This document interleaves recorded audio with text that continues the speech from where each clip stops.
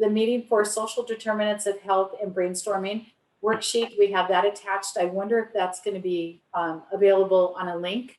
But this is sort of session 2 that we're doing, and it's continuation of conversations around that, the care canvas for care coordinator role in the canvas that Deb did the original teachings to that.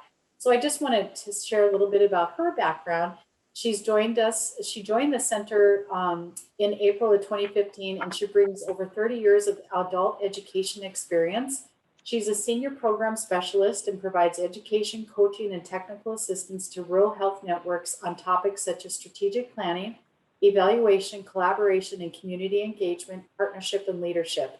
I have to just pause right there and give kudos that we did utilize Deb for our evaluation, and we did some strategic planning for the Critical Access Hospital Quality Network, and really brought us into a good place for these last few years of structuring ourselves. So she's very talented at that. And she has passion for healthier people in rural communities. She helps lead to engage in development of tools for care coordination. So for over 10 years, Deborah designed, developed, implemented, and coordinated education programs across northeastern Minnesota. And in that capacity, she worked cooperatively with rural healthcare providers. And she has many, many years experience of leadership development with community and collaborations.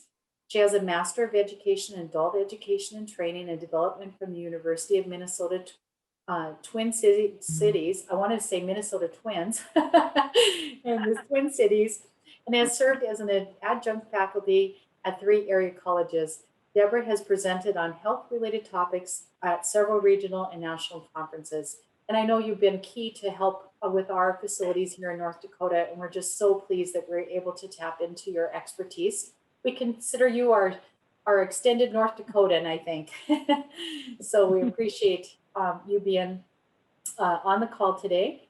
And then also, I just want to acknowledge Dr. Applegate is on and his team, and you all that have been participants also heard from him and his group. And we continue after this session with Deborah Lane that we have some activities planned with Dr. Applegate and his group going forward as well. And then also on the call is Pat Spire and her team from Blue Cross Blue Shield, and also another collaborative member is Judy Beck from the Quality Health Associates.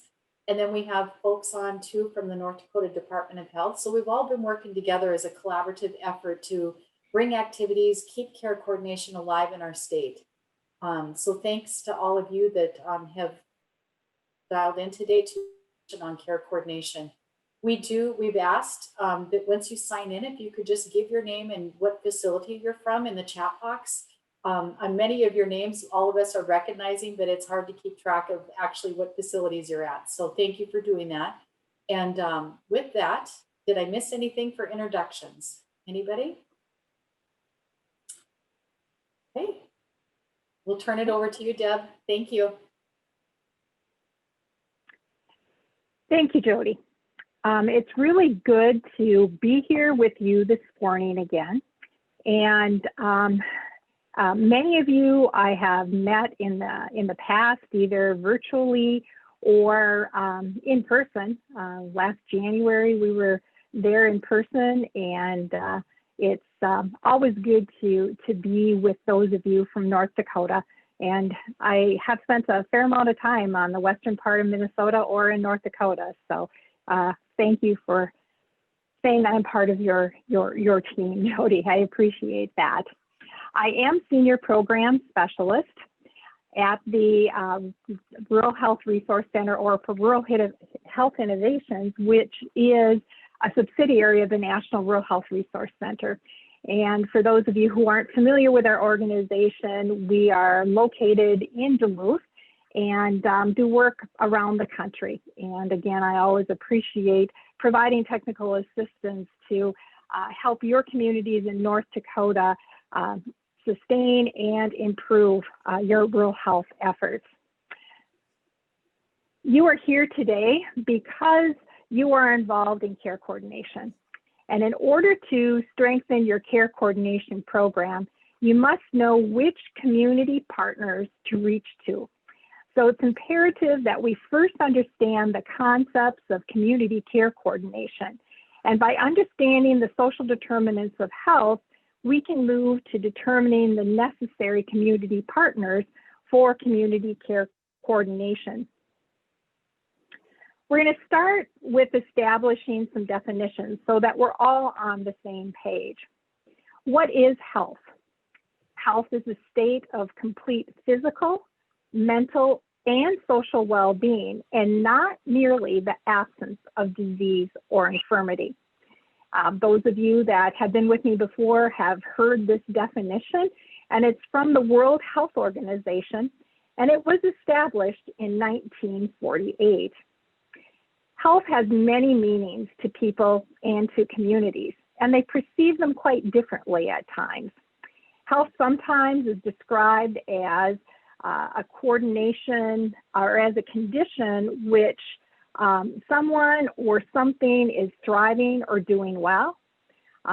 More than a condition of individuals, however, health means being safe, being stable, and being in nurturing environments and having nurturing relationships, sharing in the shaping of your society, and experiencing with our families and our communities the best possible physical, mental, and social well-being.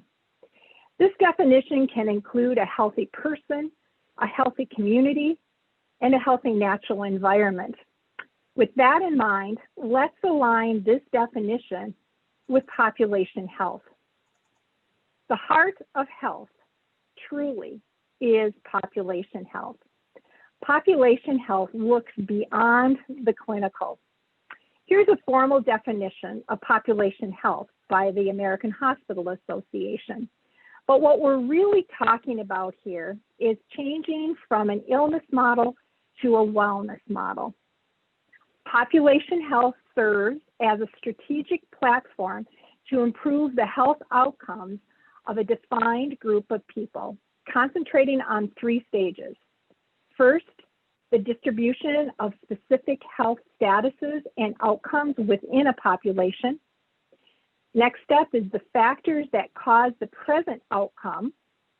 And third, the interventions that modify the factors to improve the health outcomes. It's important to understand that medical care is only one of the many factors that affect health outcomes. Others include a social environment like income, education, employment, social supports, or culture. Another aspect is the physical environment. The design of spaces where we live, clean air, clean water, also includes genetics, epigenetics, and individual behavior. Hospitals, healthcare systems, and physician groups must adapt to a new world. And I know from working with your leaders and you in the past, your organizations are working on this. Organizations that begin planning for patient-centered, high-quality healthcare delivered to a specific population will be the leaders. And one more definition. Population health is a concept. It is a strategic platform. You don't do population health. What you do is population health management. So how do we do this as healthcare providers? How do we do population health management? We do it by not solely focusing on the condition that comes through the door of your facilities, but looking at the whole person. Yet, we need to recognize as healthcare providers, what we have control over is 20% of the health outcomes of an individual. Just 20% is what that is related to the care that they receive in our clinical settings. So as we navigate care coordination and seeking to improve length of life and quality of life, how can we support, as healthcare providers, that other 80%? What influence do we have? This is why population health is for our community.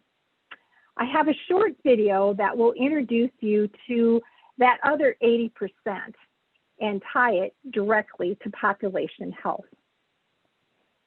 The conditions and circumstances in which people are born, grow, or live in is what we define as population health. Part of our answer in addressing the health of all of those that we work with is really looking at the social determinants of health. It's a profound concept that deserves our attention and really take time. We really need to take time often to review its definition. And it is those circumstances that we all live in, that we're born into, grow in, live, work, and age in. But we have to understand that these circumstances are shaped by a set of forces beyond the control of an individual, such as the economics and the distribution of power and money, social policies and politics at the global, national, state, and local levels. So social determinants are things like stable and affordable housing, access to healthy foods, meeting basic needs such as childcare and transportation, having healthy homes, access to health care, employment training, and job opportunities. The destination is a health system that links healthcare with community stakeholders to create a network of organizations working together to improve population health. The good news is that the destination is a vision, and there are change agents moving the process along. There are rural hospitals demonstrating the way, and rural is not only tremendously resilient, but we are also tremendously resourceful. And I see that over and over again when I'm working with those of you in North Dakota. It's really about community care coordination, and that's really what gets us there. It's about a collaboration among healthcare professionals, clinics, hospitals, specialists, pharmacies, mental health, community services, and other resources working together to provide person-centered coordinated care. As a healthcare industry, it's much easier for us, and we seem to naturally look at our clinical related partners, such as specialists and pharmacists, but it is not natural for us to look outside the walls of our hospital or our clinic to those community services and resources that can really work with us to improve our population's health and improve one patient at a time. There are many partners that we can collaborate with, refer to, or lean on. Some of you may already have relationships. Some of you can see those partners from your buildings. Others may be out of town or at a regional level. But together they weave a safety net for your patients. This is where the concept of care coordination begins to expand out of the doors and into the community and into community care coordination, which will be a focus for you over the coming year. Your organizations can seek services from partners to meet the needs of your patients that are not your expertise. Your hospital or your clinic is the connector and receives the credit for such, building customer loyalty for a comprehensive solution. The patient's outcomes can be maximized, and they feel a sense of community support and continuity for their well-being. So how do we know who these partners are? How do we name them? Well, by understanding the needs of your population and the assets that are in your community. Through your own feelings and experiences, you know what many of your patients struggle with. Then there's the voice of the community, either through focus groups or a report like your community health needs assessments. And then taking a hard look at your community's secondary data is the key in validating those social determinants of health. Potential partners are who provide the services for your social determinants of health, partners that have lived experience with that particular determinant. Other partners include those in your community that are in positions of influence, either influence by their participation or behavior.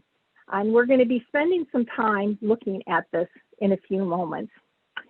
So the bottom line is to establish a firm understanding of your social determinants of health, and then begin to look at community partners that can make an impact or are called community influencers.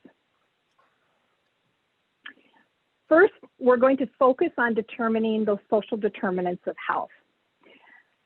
A reminder that these are the things that get in the way of your patients achieving their goals. That these are the things that are often beyond their control and obviously beyond your control.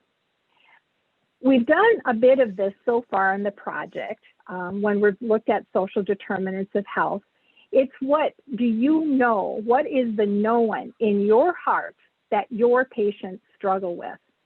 You've been asked to document these in the Care Coordination Canvas tool. I'm going to give you a few minutes here to record those on your social determinants brainstorming worksheet. It was attached to the reminder that was sent yesterday. If you don't have that printed off, just take a blank sheet of paper and list those things that you know in your heart that affect your patients, that make it so that it's difficult for them to achieve their health outcomes and their personal goals. Just take a blank sheet of paper if you don't have that worksheet printed off and list those things. I just know from working with you in the past, so many of you can just quickly say what those things that get in the way of your patients achieving their goals and their outcomes. Deb, I just wanted to jump in and say I did put the document in the chat box if people want to print off that worksheet. Your PowerPoint, okay. I don't have your PowerPoint. If we want to post it in the chat box so that people could have that. I'm having trouble trying to quick find it unless Pat has it or Kayla. The PowerPoint hasn't been PDF'd at this point to share that way. Okay. Okay. We'll be including the PowerPoint with the recording of the webinar here, and we also will be attaching a few other worksheets that I'm going to be referring to as we go through our presentation and our time together today.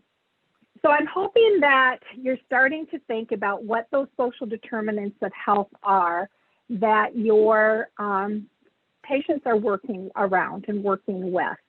And another place that, besides what you just know from experience, is to take a look at what we call the Community Health Needs Assessment. And that's really listening to the voice of the community. And I know many of you have already gone back to your organization and found the Community Health Needs Assessment.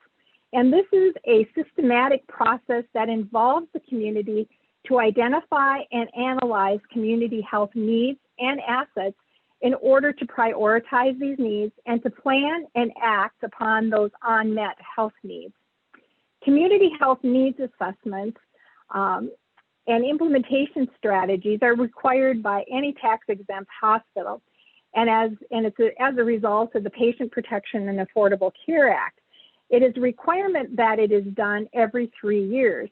And from my conversation with Jody, I found out that there's 22 of you who are updating yours this year.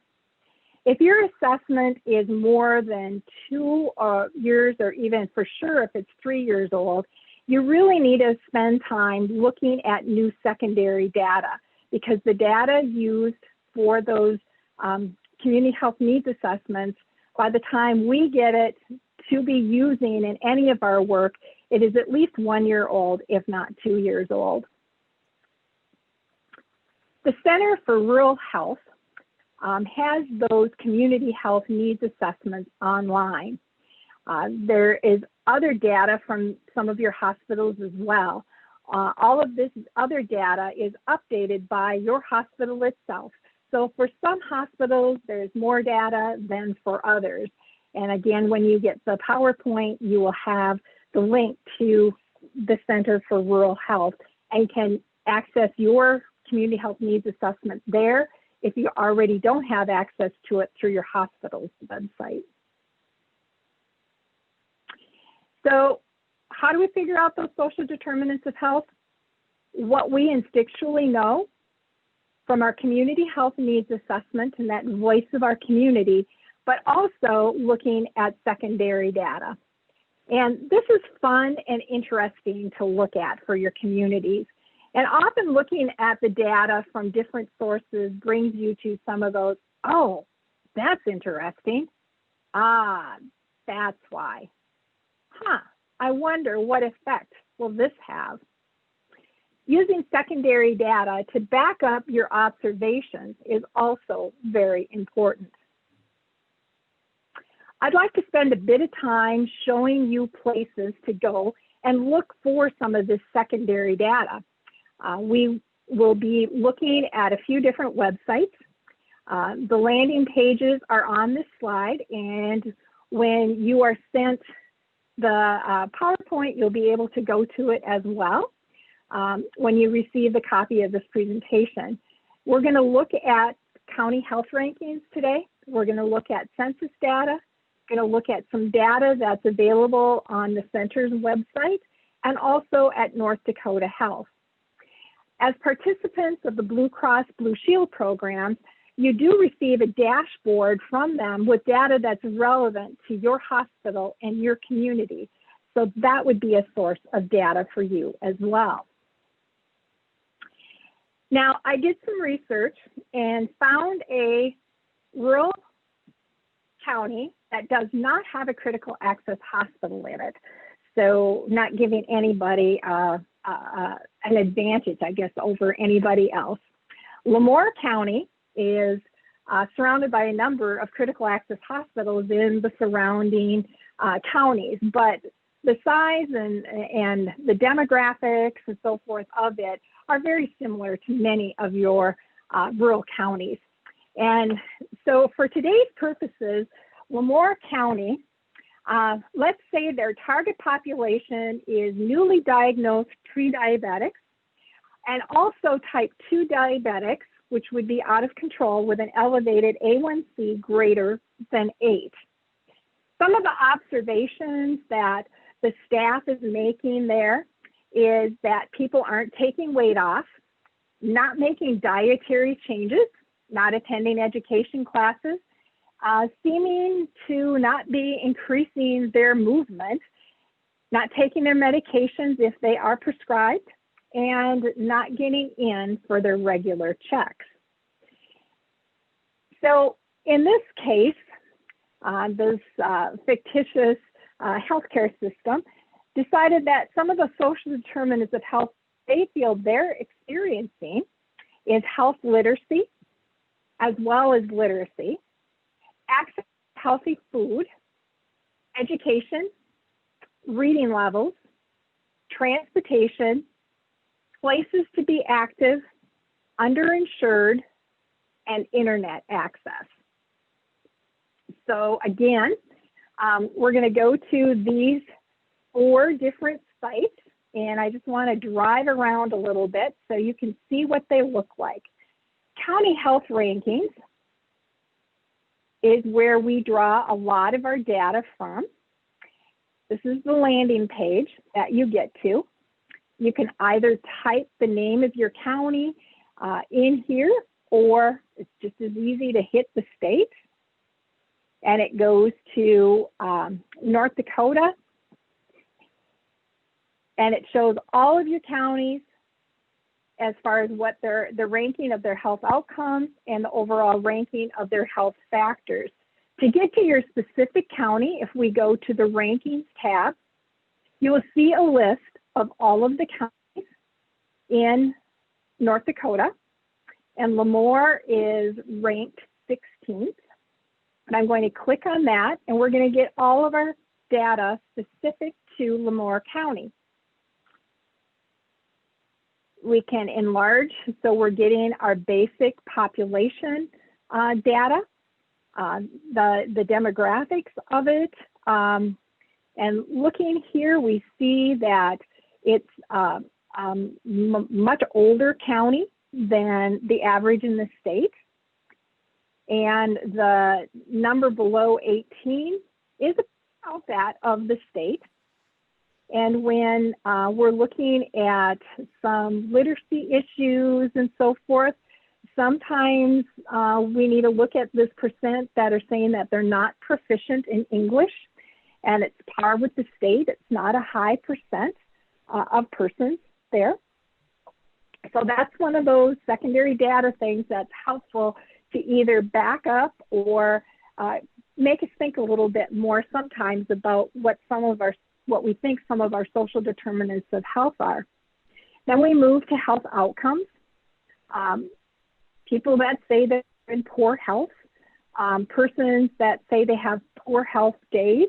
Now, as you put your cursor over any of those blue items, a bar comes up here.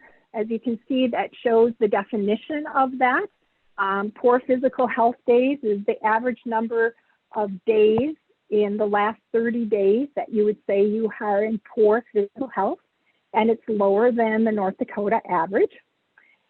Poor mental health days, and it's very close to the North Dakota average. Some other quality of life measures, and this is where you would find some things like diabetes. And their diabetes prevalence in Moure County is barely less than the state's average. Days of frequent physical distress, mental health distress. So if you're looking at some mental health things and the implications of that, here are health behaviors. Obesity is one if we're looking at diabetes, for example, and that is on the rise based on the red here in Moure County. The food environment is access to healthy foods on a scale of 0 to 10. 8.8 is very close to that state's average. Physical inactivity, there's 29% of adults over 20 that report no leisure time for physical activity. So they're not when in their leisure time, they're not doing physical activity. Access to exercise opportunities, you know, the 43% compared to 74%, 43% here say that they really, only 43% I should say, they have access to adequate physical activity or places to do it. So, you know, when we're thinking about some programs and just that in itself, with one of the observations not being increasing physical activity, we could look at that as opportunities for increasing physical activity. Here are some other health behaviors: food insecurity, limited access to healthy foods, a higher rate there than North Dakota itself. Moving to some clinical care measures, one of the things that they determined was uninsured, and the uninsured rate is higher than that of the state. This piece here, without having a hospital or clinic within the county, obviously the physician ratio is off. So it's very good that they can go to those of your neighboring counties for that care. Some additional clinical things: the number of underinsured adults and the number of underinsured children. Looking at socioeconomic factors, 72% of the residents in Moure County have some college or some education beyond high school, and that just makes me think about the literacy issues, and it's probably more just health literacy and not understanding their conditions as well as how the health system works. Some additional social and economic factors: that are here that may be of interest. One thing that does stand out is the median household income is less than that state average. Something about the column here, the top U.S. performers, these eyes give you information on this, and those top U.S. performers, are how you rank in that top percentile of counties in the nation. And then here's some physical environment aspects and more physical environment aspects. I'd like to draw your attention to the Action Center on county health rankings. There's some really good information here on helping you move forward. We're going to be talking about community partners, and these are some places that, there's some really good things on here to help you understand that when we're getting into communication. A lot of these things here will be very important as we progress, particularly in the springtime here of the coming year. Drawing your attention to what works for health, that is a space where there are many best practices about many of these social determinants of health, best practices in the nation. And so some of these may be very helpful to you as well. So those are some things on county health rankings. And the next piece that we're going to explore is census data. Now, we all know that we're just in that winding up process of the most recent census. And I've asked about when is some of that data going to be available, and I've gotten many different answers. And so with a lot of other things going on in our country right now, I'm just really unsure of when that's going to come out. So we're all going to have to keep tabs on that. But what we do, I find that one of the, unless you really are diving into data, of which I enjoy doing, but to start with, to go into this first area and type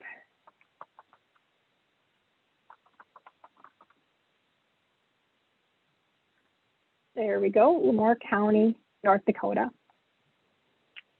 And this gives us a really good snapshot, a real high level view of what a bunch of the census data and information that they gather about the county. Where their age is, number of veterans, foreign-born, language spoken in the home. And this is one that I found really interesting, is that 12% of the homes, English isn't the first language in Moure County. And so we're talking about literacy issues. It's not necessarily perhaps reading, it's the language issues. So that's just, those are the kind of interesting things that we're able to glean off of looking at some of this kind of data. Race, family living arrangements. There's 1,813 households in Moure County. Health insurance. There's 5.1% of Moure County residents that do not have insurance. And this is another one that substantiates some of the social determinants of health from experience, in that the number of people that have these different kinds of difficulties or disabilities. And, if they're having hearing difficulty, vision difficulty, cognitive difficulty, all of those are going to affect how a person carries out what the provider tells them to be doing and what may appear to be a literacy issue. So those just things are very interesting to look at. And again, the education attainment, 84% have a high school diploma or equivalent. And you can just easily see graphics like this. So these are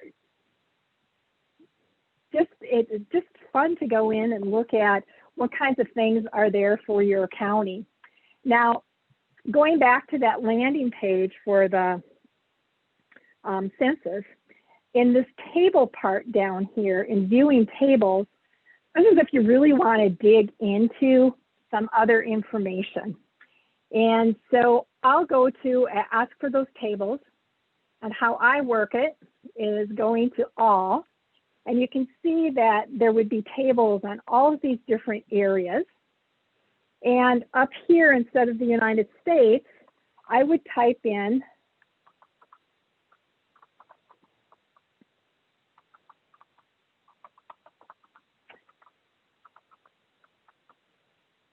and I need to type the whole name in because if I picked that one from the drop down, I would go back to the nice overall view that we looked at, and I want the specific data. So here is the data about Moure County in the census. And so one of the things was internet access. Now, one thing I've learned about working with North Dakota is that you have better broadband and internet access than any other rural state that I know of. And that's just really kudos to you guys. I am right on the city limits of Cloquet, and I have no broadband access. So Minnesota is far behind. So let's look at the types of computers and internet subscription and what implications it has on your kinds of programming you do. Of the households, 1,813, we see that 1,199 have smartphones. So if we're looking at telehealth options or telemedicine, it would make sense that we perhaps use or look at, or when we're doing education, using smartphones from that standpoint. These are the number of households that have desktops or laptops. Looking at internet subscriptions, you can see where, what types of internet subscriptions that your households have.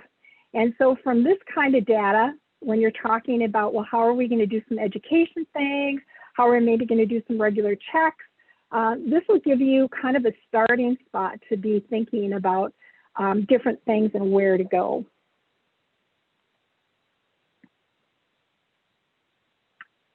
Now my computer is frozen here.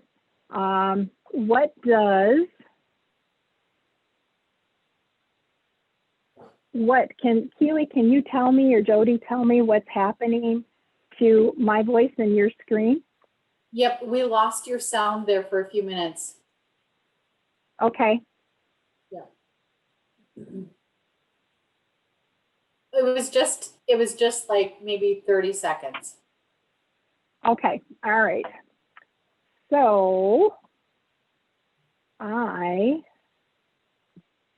need to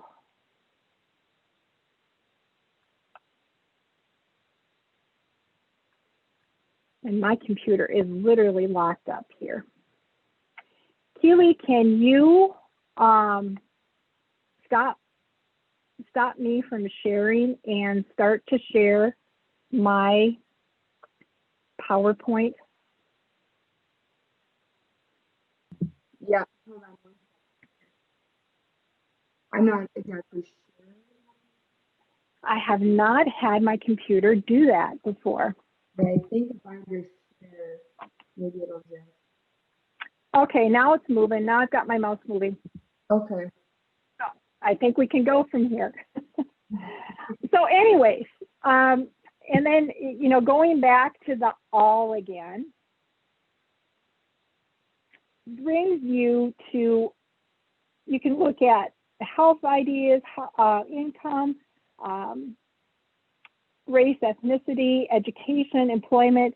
There's just tons of information here. And if any of you are on your team are really inclined to really want to dig in and do some hot spotting and look at census tract information, or what is also called FIPS codes, F-I-P-S codes, I'll show you where the link is when we go to our next website, and just find specific townships or specific towns within your population that you're working with.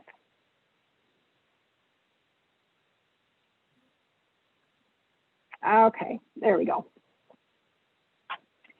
Now, our website, our Rural Center website, in the population health portal has information on it as well. And that is in the put your data to use area. This has newly been updated. The data in here, you can see hospital compare, county health rankings, Dartmouth Health Atlas, area health resource files, and the U.S. Census data are used to put all of these different data tables together. There's a tutorial here that tells you how to use this site.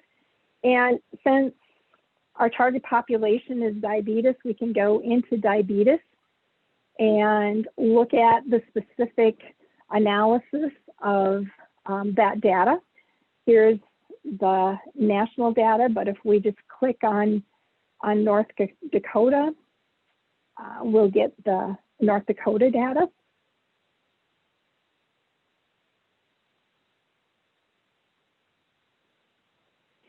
The thing that's important to me is that you just take time and dig and see what kinds of information that you can take and find. Now here, the graph of all the counties in North Dakota. And going through here, you can find your particular county. If you just do your county, it's not comparing to anything, so it's just a flat line. But here's a graph that shows the relationship between diabetes and child poverty. And there does seem to be a correlation between that because the line is not straight. So there's just a lot of information. You can go in here and do a lot of customizing of what you're calling up. Again, there's a tutorial that will explain to you how to use it. And the piece that I wanted to show you is here in, this is where you can get those FIPS codes for your counties and for your towns. And it's a big Excel spreadsheet that gets downloaded, and you just need to look for North Dakota and then look for your particular county, and it'll have all of those codes so you can start drilling down if you want to. And so those are some pieces of ways for you to find more information. And again, if you've got somebody on your team that's really enjoying drilling down into data, this is a way to take and do that. So here are other data scenarios that are put together. We're talking about social determinants of health.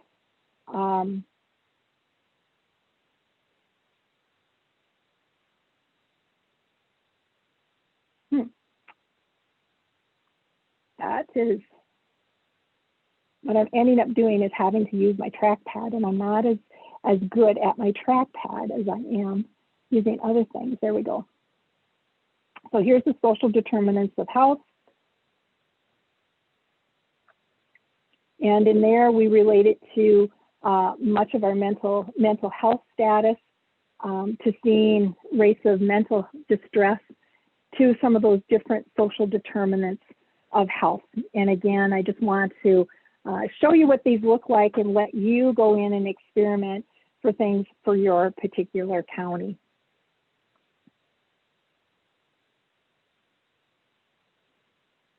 And the final thing that I want to show you today is North Dakota Health.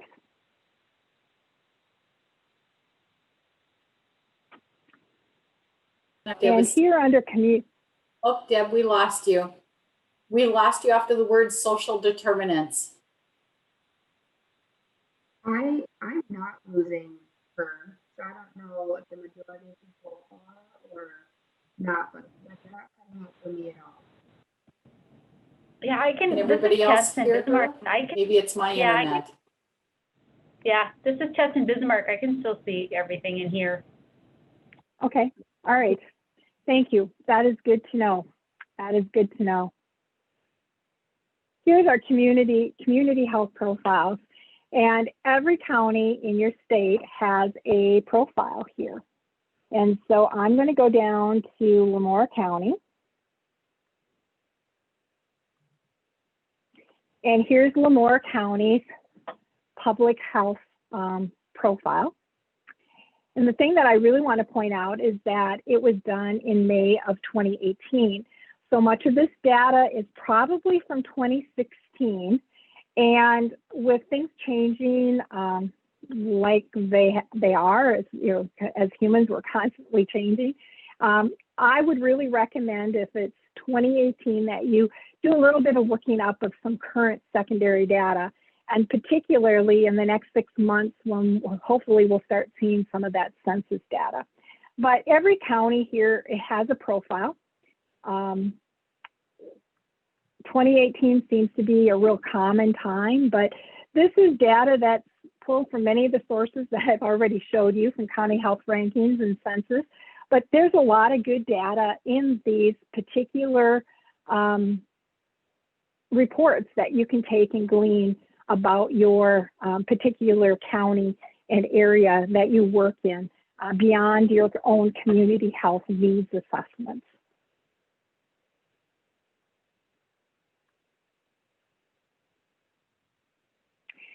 So those are 4 really good places to go to.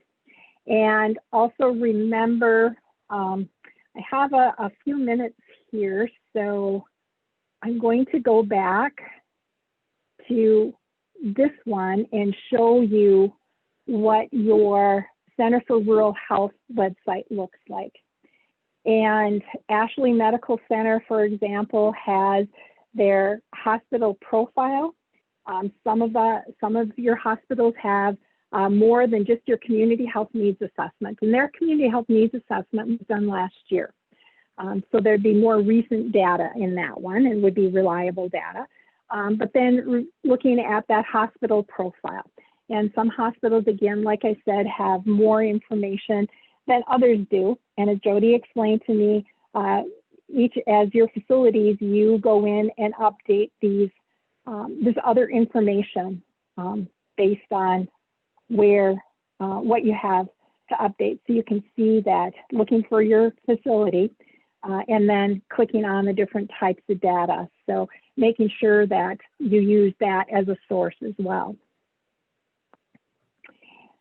So what I want to do now is I would like to give you 10 minutes to explore some of this data, go into these different websites, because for myself anyway, I need to get in there and dig around and just, otherwise I forget it.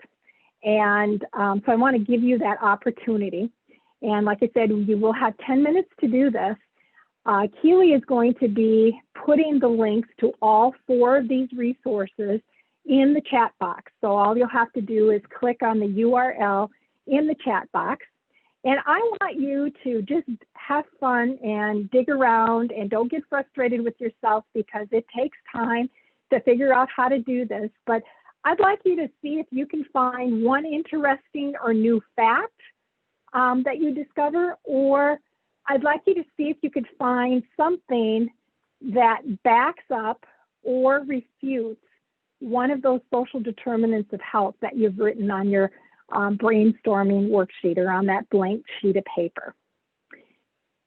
Does anybody have any questions before we just turn you back off to do that? Don't exit the Zoom meeting. Just click on one of those links that Keely will be chatting to you, and Keely, you can go ahead and do the chat. In 10 minutes, I'll start talking again and keeping your computer audio on, and just come back to your Zoom link and we'll go from there. And I'd like some of you to be willing to share some of those new discoveries as well. If anybody has any questions, go ahead and unmute or type them into the chat box.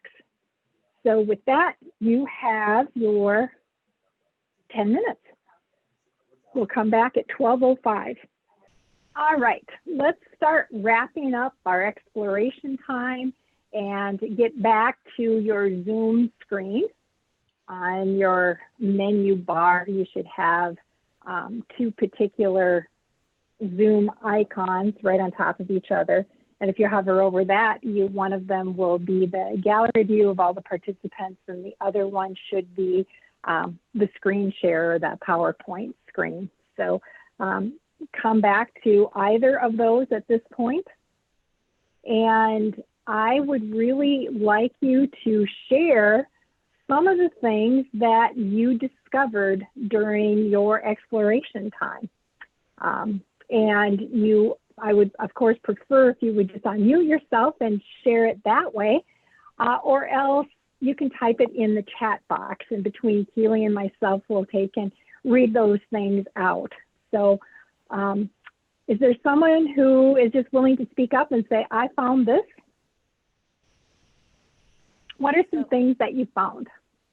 This is Kathy, and I'm an Iowan, so I went and looked around in Iowa databases, and one of the things that is hard in the county that I live in is that when you look at quality of life and you look at health, and my county is one of the fastest growing and considered one of the most desirable counties to live in, even across the United States. So what I think is hard, and I love the sources that you've provided, Deborah, but what I think is hard is that we still have within our community these micro populations that are, that are immigrants, and we've got refugees, and we've got people that are in poverty, and it just doesn't show up.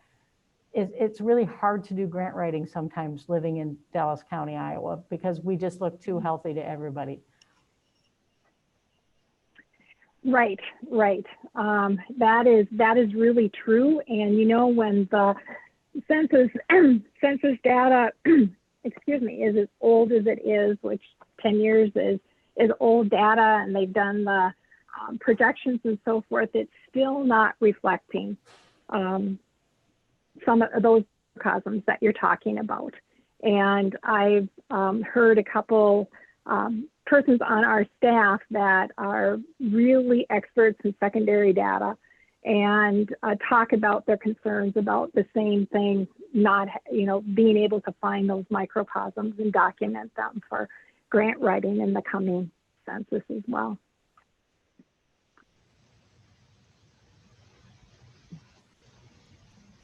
Some of the things in the chat is that Pat noticed that in the lower the education level, the higher number of illness, days with illness, which was a little surprising. Jen is saying a social determinant of health in Mercer County. Whoops, my chat refreshed itself and I lost what Jen said there. I have to move back up to it. County is the availability of mental health services. And we found that the suicide rate is 25.6 in Mercer County, which is higher than North Dakota's average of 18.4. And their unemployment rate is also slightly higher than the rest of North Dakota. Brittany noticed that her county is doing really well for health outcomes, and that's Ward County. Robin said, I found the data regarding the number of families living in poverty in our county was striking. That and greater than 50% of those households in poverty were over the age of 65. Also, I'm curious to look further into literacy numbers, as we currently serve several clients with diabetes who cannot read. Anybody else willing to unmute themselves and talk a little bit about what they might have found? Digging around these different data sources really gives us some different kinds of insights.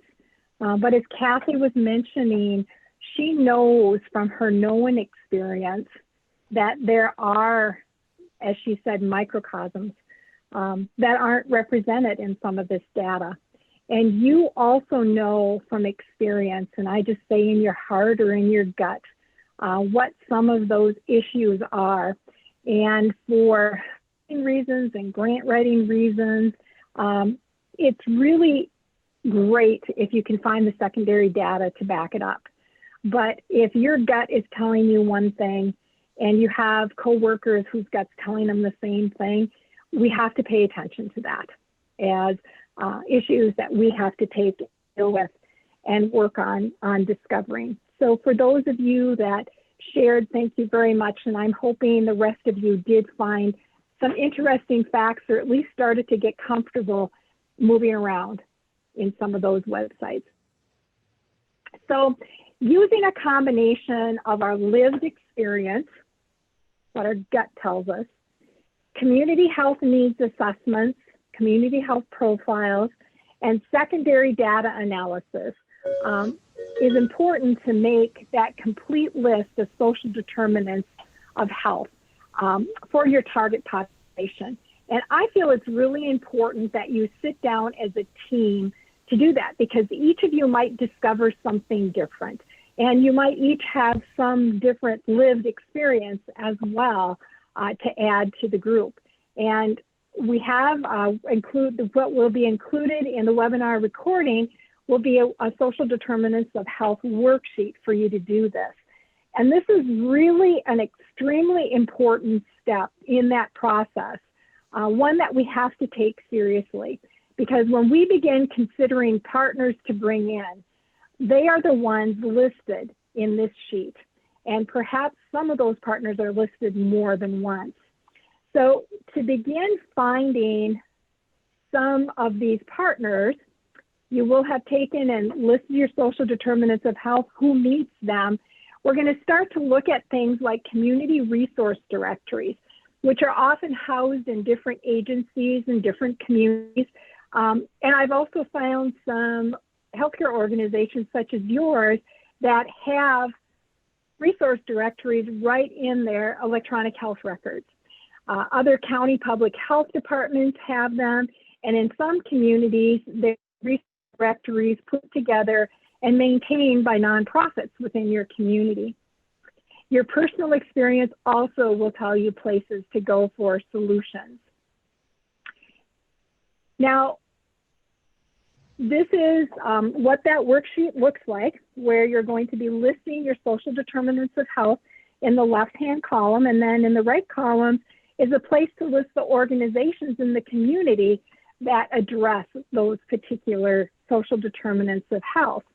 Now, from your experience, if you're willing to either chat or unmute and say, where do you find organizations or things that can meet some of those social determinants of health for your patients that you're working with? Where are the places that you go to currently to find some of those non-clinical things outside of your walls? Okay, we have a 411 resource directory that is managed by United Way. Ward County Social Services, social service offices, food pantries, churches, food pantries, and the mobile food pantry that comes frequently to provide fresh fruits and vegetables, county social services, having your patients meet with your social worker depending upon their needs, support networks, churches.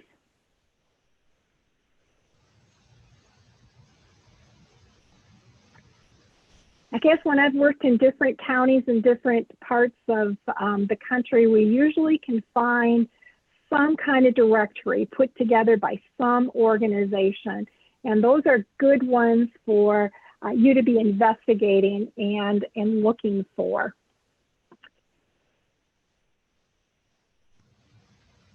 This particular resource is a good resource to dig really deep into understanding how to look for some of those social determinants of health and back those ideas up with data. So if you really want to dig a little bit further and get into some more data, writing grants or whatever, this would be a really good tutorial kind of thing for you to be using. And again, the link will be in the PowerPoint.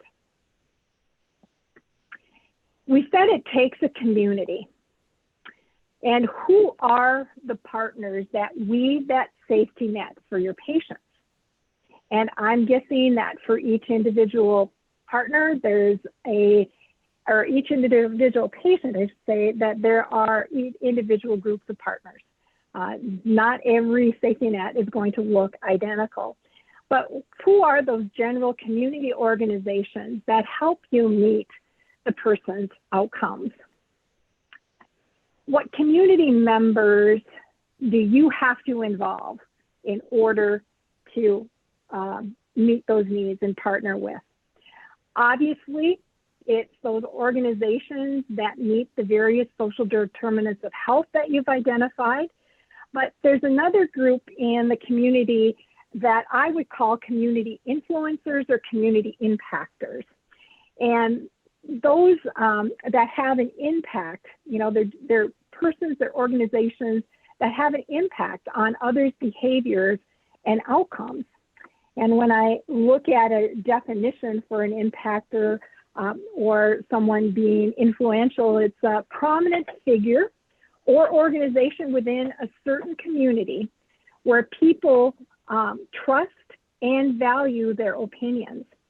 And this is one of the fastest and most effective ways for spreading your message and starting to create change by finding those influencers or those impactors. By completing your social determinants of health worksheet that I just showed you, you will have identified those community entities that address social determinants of health. But one of the best ways to identify those people and organizations that make an impact on your target population is to do something, do a modified community assessment mapping, where we're going to look at assets to this project, to your specific target population, to your care coordination project. So what are your individual assets, your associations that you have or that your organization has? What are institutions in your community physical assets, and if we have time, looking at your community's economic assets. We're going to look both internally, so within the walls of your organization, within your hospital or clinic, but we're also going to spend time looking externally into your community, because this is how we develop those collaborations for community care coordination. Individual assets are the talents and skills and experiences. So what are things that you personally are good at? What are things that your organization is good at? What do you know something about, particularly in relationship to your target population? Associations. Association assets are the groups that you volunteer with, the networks of people that you're part of. Perhaps it's a more formally structured volunteer association like a service club, or it could be those informal gatherings like the Friday morning coffee clutch. Who are the people you know or care about? What groups of people do you belong to? Institutional assets are agencies, corporations, and other organizations with a budget and staff.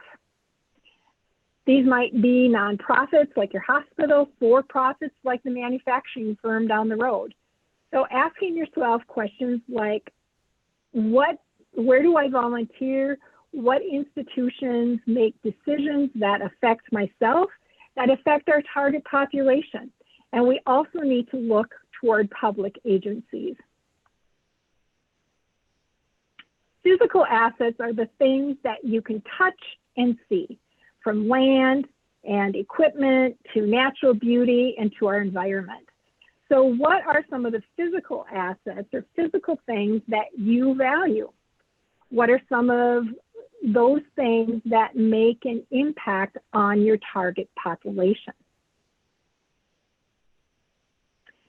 Usually people think of local businesses as the economic assets, but we should also think about our personal and organizational spending power or investing power, and our productive capacity to provide valuable services.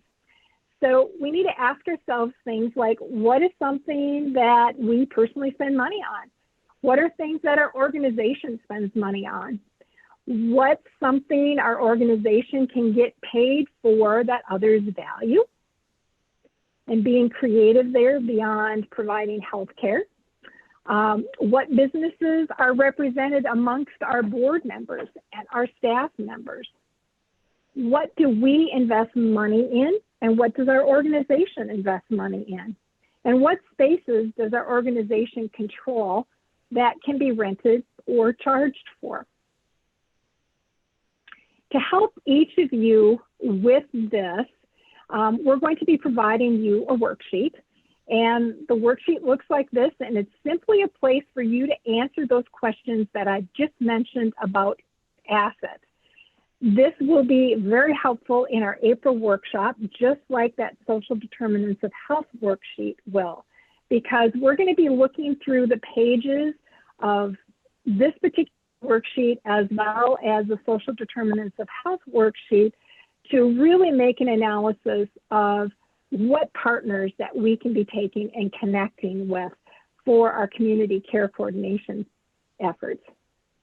So in April, we're going to go through a process to connect the dots, to determine likely community partners and actions to be taken to move forward toward community care coordination. We'll look at connections between all aspects to determine a list of potential community partners. And then we're going to do some partner mapping or create a complete picture of your population of partners or collaborators, which is the first step in a partner analysis. There are three pieces. It will look at influence, impact, and attitude. And then we'll use materials like this one, where we'll list all of the influencers or collaborators and map them out as far as how they fit into what our effective community partners would be for our care coordination program. Then we'll be asking ourselves questions like these to strategize about better ways of connecting more explicitly with that particular group, that particular person, in a way that we can speak to them with what they value. So these are some questions that will be helpful when we work in and figure out how to pull others in. It's important to spend time doing this individual analysis for each potential partner. And again, this is something that we will be doing in April. So our next steps. Use your brainstorming worksheet to document your exploration of secondary data and your community health needs assessment. Then as a team, complete the Social Determinants of Health worksheet. Each team member should individually complete the asset mapping worksheet and bring these two documents to the April workshop, because in April we'll determine the key stakeholders to involve in community care coordination. We'll develop an action plan to bring them on board. We'll determine how to issue an invitation. You can form a safety net for your patients by addressing the social determinants of health, implementing population health efforts, and forming collaborations through community care coordination.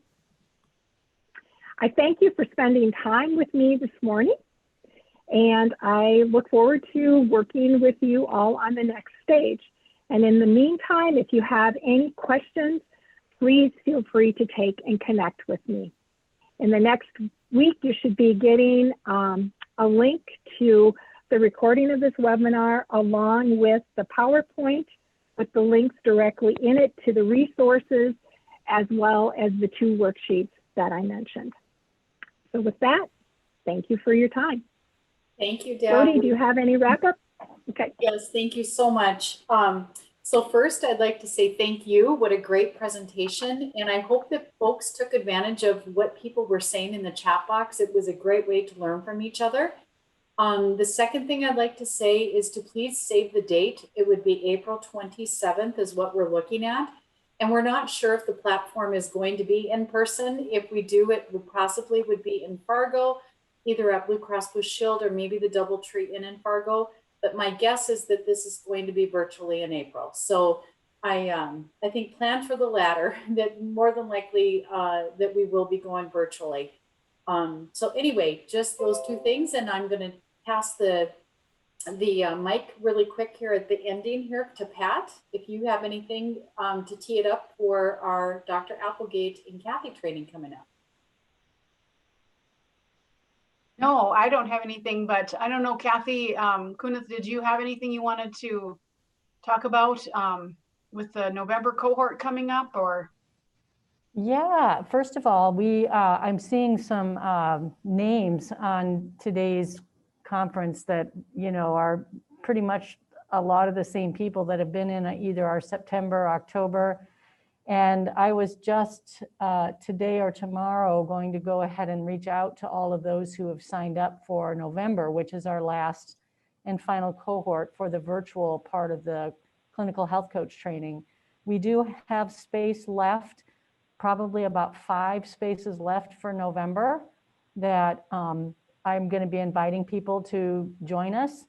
And just the one requirement to keep in mind is to be sure that you've completed the coaching modules in the online training so that you can take advantage of the virtual training that we'll be doing as kind of the next step on that. So, so thanks for everybody that has already participated. It's been wonderful to work with you, and we'll look forward to one more cohort in November. Perfect. All right. Well, thank you again. Everybody stay healthy and warm, and hopefully we won't get hit with too many snowstorms. I actually do have one more update, and that is, I apologize, but Pat, I think another date, if I remember, is I will be doing a 90-minute webinar around implementation strategies for coaching. And I believe we chose December 9th. Is that right? I'm going to look at my calendar. I'm just looking. I think it was December 9th. Maybe it's the 12th. Nope, it's the 9th, Wednesday the 9th from 2:30 to 4 in the afternoon. So we'll want to get that date out. Yeah, we'll send out a save the date for that. Yep. Yep. Sounds We haven't good. done that yet. Yeah. Great. Thank you. Thank you, everybody. Have a great rest of the day. You too. Thank Thank you. you. Yep, bye-bye. Thank you.